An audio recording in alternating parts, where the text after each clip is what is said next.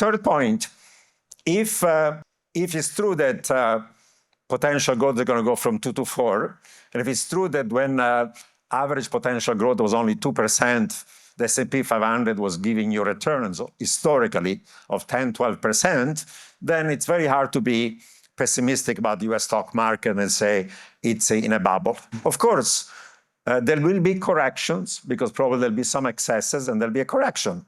There'll be winners and losers. The winners and losers are going to be both within the existing firms, those who don't innovate and adapt to the new technology might be disrupted and become obsolete. Look at what happened to GE. There was a huge multinational and then missed the boat on some technology, now declined. And there'll be also winners and losers within the AI space. Basic LLM are going to become a commodity.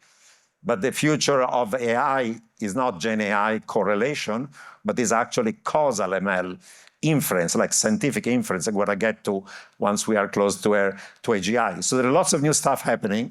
But of course, even among the AI firms, many of them are going to go bust because like any situation, there are winners and losers. But in a world in which US growth is 4 rather than 2, average returns on US assets should be even higher than they were historically, in spite of the fact that there'll be winners and losers and there'll be some correction in the market from time to time. So I don't think that the stock market is in a bubble and is going to crash. I don't say it's going to linearly go ahead with returns double digits every year. There'll be frothiness, there'll be some correction, but if you take the medium long-term view, if American Exceptionalism is going to double down from 2 to 4% growth, the stock market return, especially in the firms and the industries and the sectors of the future, are going to be very high. Some of these firms are in the public market, some of them are in the private markets, but many have access to both.